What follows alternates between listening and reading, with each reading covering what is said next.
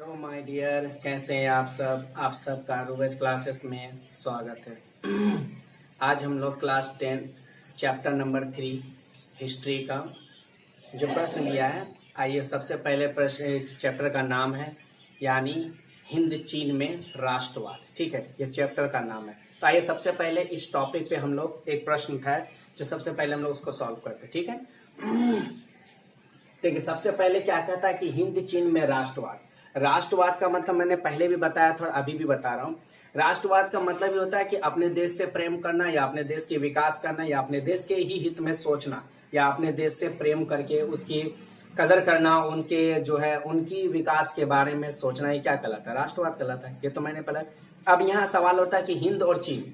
हिंद चीन का मतलब क्या होता है ना कि एक बात अगर देखा जाए तो चाइना को एक तरफ से अगर देखा जाए तो उसमें हिंदुस्तान के भी कुछ जो है भाग उनके करीब आते थे, इसीलिए हिंद चीन उस पे किया था, जिसका नाम मैं आगे में चर्चा करने वाला हूं, जिसका नाम है आपका लाओस, वियतनाम और कंबोडिया। आइए सबके बारे में बारी बारी से हम लोग बात करेंगे। आपके सामने एक जो प्रश्न उठा है उस प्रश्न का नाम है कि हिंद चीन में यानी हिंद चीन का क्या अर्थ है।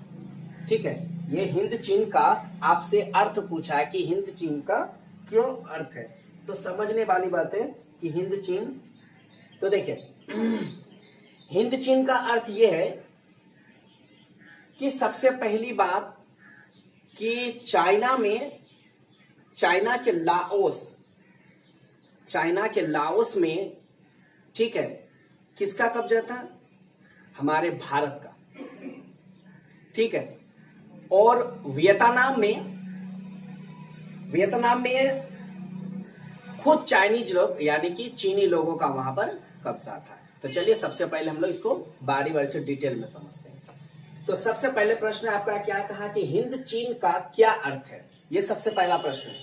तो देखो, हिंद चीन का अंतर्गत यानी हिंद चीन के अंतर्गत जो है उसके अंदर कौन कौन आता है? अर्थ ये है कि हिंद चीन के अंतर्गत यानी चाइना के अंतर्गत कौन कौन आते थे? तो सबसे पहले वियतनाम आते थे। ठीक है, सबसे पहले वियतनाम, फिर लाओस और फिर उसके बाद क्या, कंबोडिया के क्षेत्र आते हैं। ये 3 क्षेत्र आते हैं किसमें? हिंद चीन के अंदर। ठीक है, इसकी अब कहता है कि अगर क्षेत्र आते हैं तो आखिर वहां पर भारत ने अपना कब्जा कैसे जमाया? आखिर भारत ने वहां पर अपना कब्जा कैसे किया? कोई तो बात रहा होगा ना। बिना वजह से कोई भी किसी के देश पे कब्जा कैसे कर सकता है? समझने का थोड़ा सा फेर है। कहता है क्या कि इसकी उत्तरी सीमा, किसका? हिंद चीन का उत्तरी सीमा जो है ना, यानी कि म्यांमार से, ठीक है, म्यांमार एवं चीन को छूती है। म्यांमार जो था जो है वो क्या है, चीन को छूती थी। ठीक, और क्या कहता है, तथा दक्षिणी यानी म्यांमार जो है किसको, चीन को छूती थी, और दक्षिणी क्षेत्र में चीन सागर और पश्चिमी सागर में यानी कि पश्चिमी में क्या, म्यांमार का क्षेत्र पड़ते थे। ठीक है, इसी का अर्थ क्या हो गया, हिंद चीन। तो यानी भारत के 3 हिस्सों से, भारत 3 क्षेत्रों से यानी हिंद चाइना को यानी चीन को क्या करता था, वो अपने इसमें छू पाता था यानी उनको टच कर पाता था और उसके क्षेत्र में आता था। इसीलिए भारत ने चालाकी से क्या किया था कि हिंद चीन पे अपना कब्जा किया, और हिंद चीन में जब कब्जा किया तो उसके नजदीक सबसे पहले कौन आया, लाओस सबसे ज्यादा नजदीक दिख रहा था और वियतनाम थोड़ी सी दूर में दिख रहा था। तो जिस ओर हमारे भारत को आता था, तो इसलिए मैंने नोट डाउन में यहां लिख दिया कि लाओस पर भारत का कब्जा था। अब लाओस कहां था, हिंद चीन में ही था। और कहता वियतनाम पर चीन का कब्जा था, यानी चीन खुद ही अपना कब्जा रखा था। ठीक है, चलिए ये बातें आपका क्लियर हो गया होगा। तो आप एग्जाम में एकदम स्पष्ट तरीके से कैसे लिखना है एक बार सुन लीजिए।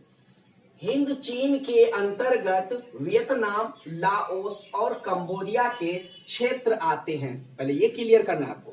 ठीक है, इसकी उत्तरी सीमा यानी इसकी जो उत्तरी सीमा जो है म्यांमार एवं चीन को छूती है, म्यांमार को भी छूती है और चीन को भी छूती है। ठीक है, और कहता है कि तो दक्षिणी में चीन के जो सागर है ना उसको भी छूती है कौन? दक्षिणी हिस्से से कौन? हमारा भारत। और पश्चिम में म्यांमार क्षेत्र पर पड़ते हैं, ठीक है, यानी पश्चिम में म्यांमार क्षेत्र पड़ते हैं। कुल मिला के देखा जाए तो ये सारी बातें क्या हो गया? हिंद चीन के अंतर्गत आता है, इसी से हिंद चीन नाम पड़ा, ठीक। और लाओस पे भारत का कब्जा था और वियतनाम में चीन का कब्जा था। क्लियर हो गया? चलिए अब नेक्स्ट टॉपिक देखते हैं हम लोग। यहां पर एक प्रश्न दिया हुआ है कि एक तरफा, यानी कहता है कि एक तरफा अनुबंध, ठीक है, यानी एक तरफा अनुबंध व्यवस्था क्या थी, ये समझने वाली बात है। तो लिखा एक तरफ की बंधुआ मजदूरी, या एक तरफ का, यानी एक तरह का क्या, यानी कि बंधुआ मजदूर, जिसको, यानी बंधुआ मजदूर, वहां मजदूरों का कोई अधिकार नहीं था। यानी कहने का मतलब बंधुआ मजदूर का मतलब क्या हुआ? जिसकी खुद का सहमति नहीं हो सकता है, या खुद वो अपना अधिकार नहीं कर सकता है, और अपनी मर्जी से वो अपना अधिकार भी चला नहीं सकता है। अपनी अधिकार वो खुद नहीं चला सकता है, उसको अपनी अधिकार चलाने का हक नहीं दिया है, इसीलिए उसका नाम रखा गया, यानी एक तरफा अनुबंध व्यवस्था। तो कहता है वहां पर मजदूरों का कोई अधिकार नहीं था, यानी कहने का मतलब वहां का जो स्थिति ऐसी थी कि मालिकों का पूरा अधिकार था, मालिक को पूरा अधिकार था, पर मजदूर को कोई भी अधिकार नहीं था। इस बात से मजदूर बहुत दुखी रहते थे। इसीलिए जब मजदूरों की दुखी हालात और ऐसी स्थिति को देख के उस पे एक प्रश्न बन गया, जिसका प्रश्न का नाम रहा एक तरफा अनुबंध व्यवस्था। एक तरफा का मतलब क्या होता है? एक तरफ का ही फैसला। एक तरफा का मतलब साफ साफ शब्दों में समझो, एक तरफ वाला फैसला, जिसको कहते हो कि खुद के बारे में ही, यानी एक ही के हक के बारे में सोचा जा रहा है, दूसरे के बारे में सोचा ही नहीं जा रहा है। तो वहां पर मजदूर क्लास के लोगों के बारे में अच्छा विचार विमर्श नहीं था। किसके? यानी इसमें क्या कहते हैं कि चीन में, हिंद चीन के, यानी कि मजदूरों का कोई भी इस दैनिक स्थिति अच्छी नहीं थी, ठीक है। जबकि मालिक को बहुत अधिकार प्राप्त था। देखो कहने का मतलब मालिक को इसलिए सबसे ज्यादा अधिकार प्राप्त था क्योंकि मालिक के पास पूंजी और पैसे थे। अब देखो सवाल यहां उठता होगा कि आखिर हिंद चीन पर कब्जा करके रखा कौन था? तो सबसे पहले मैंने आपको एक बात बता देता हूं, हिंद चीन पे कब्जा था किसका? यानी फ्रांसीसियों का। फ्रांसीसी जो हिंद चीन आए थे ना, वो बहुत होशियारी से आए थे, वो बिजनेस के दिमाग से आए थे, वो व्यापारी करने आए थे। और वही फ्रांसीसी क्या थे? वो जात के पादरी भी थे, और वो अपना धर्म का भी प्रचार करना चाह रहा था। देख उनकी मकसद ही था कि अगर हम फ्रांसीसियों का मानना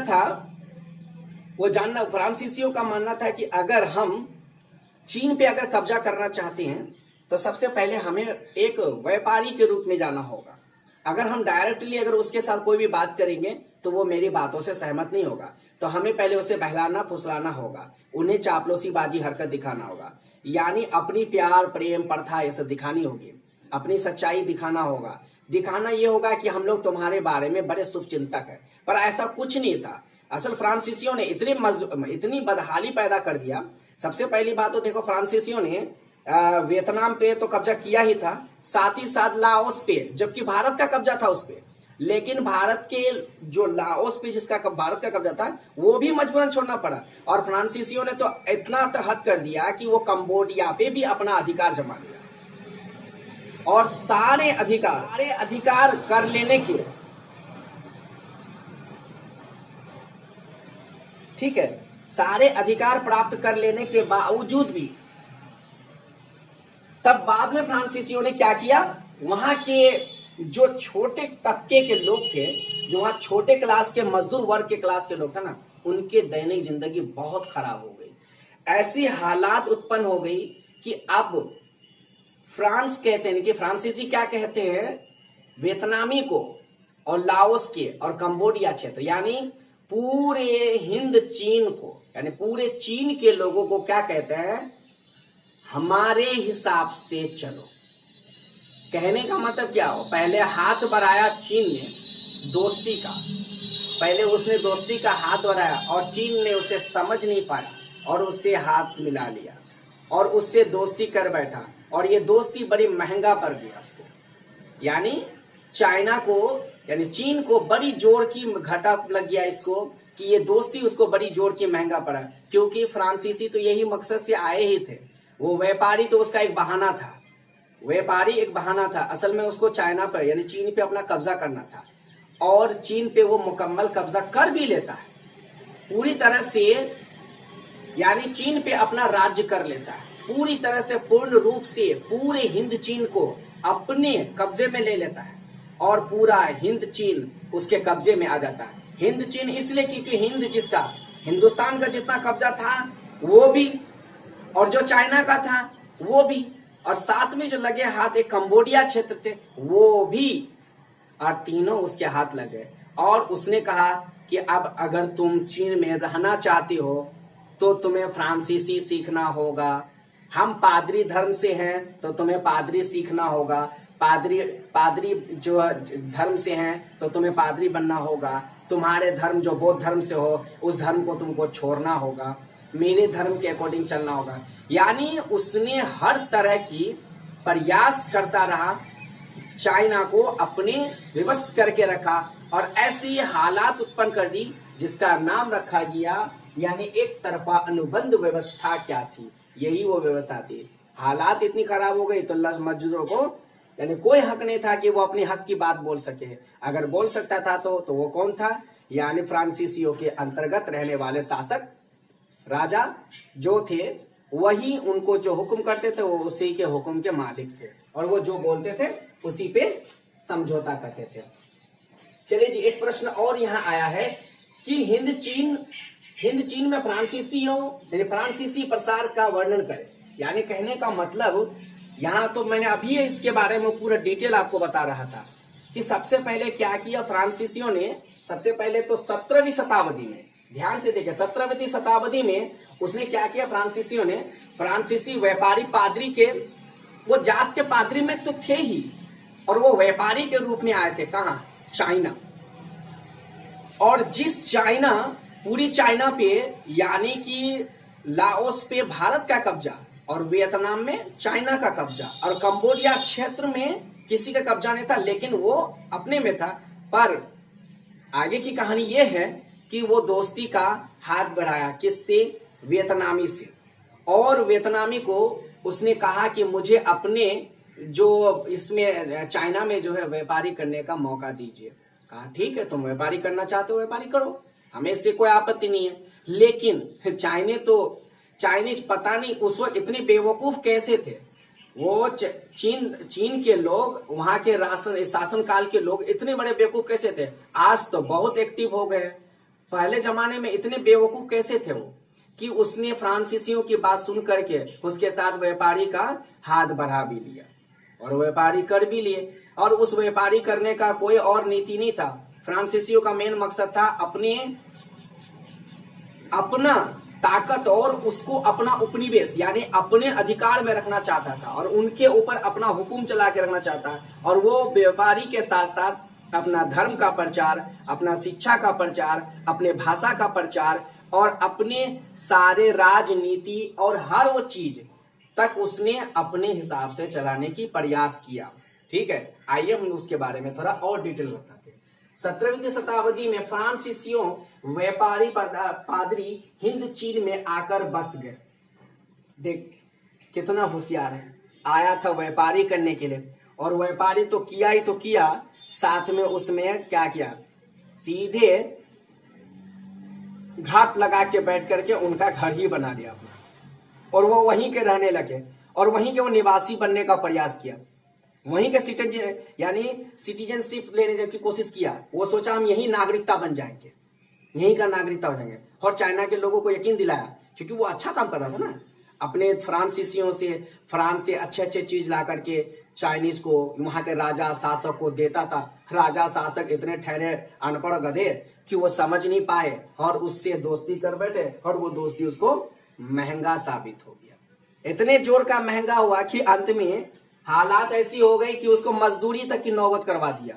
और उनकी चीजें उनकी न रखे, वो पूरे जो है क्या होगा, फ्रांसीसियों के हो गए। तो सुन लो आगे की बातें। 1787 ईस्वी में, ध्यान से देखिए यहां पर लिखा हुआ 1787 ईस्वी में कोचिन के राजा के साथ, यानी कोचिन के राजा के साथ यानी संधि का मौका मिला, यानी एक संधि मतलब बैठक करने का मौका मिला, यानी मिलने का मौका मिला।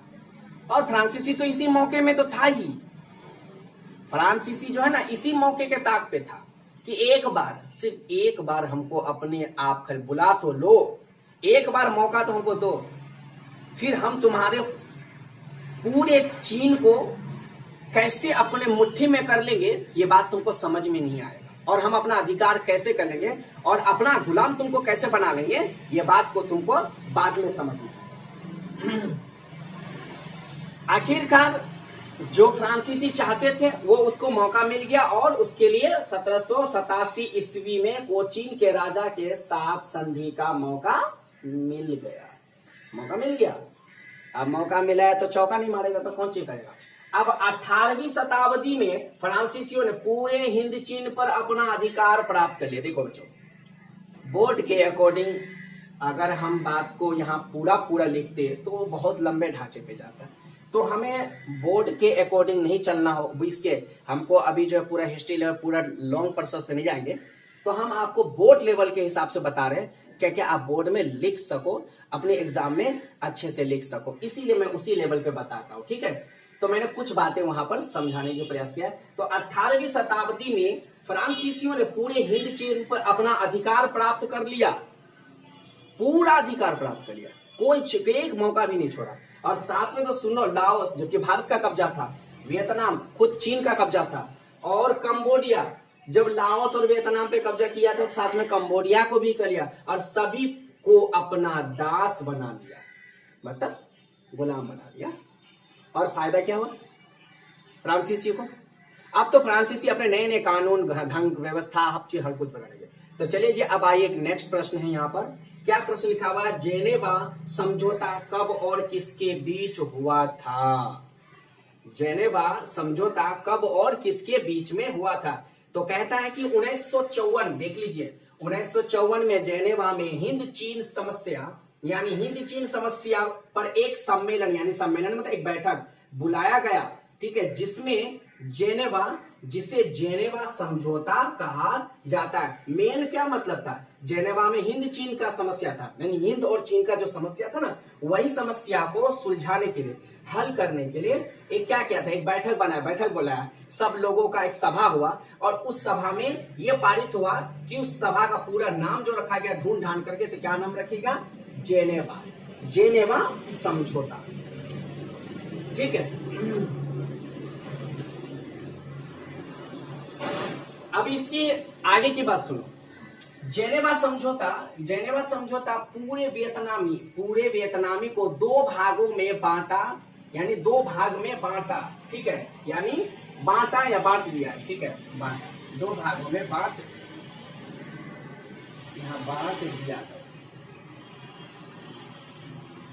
दिया, ठीक है।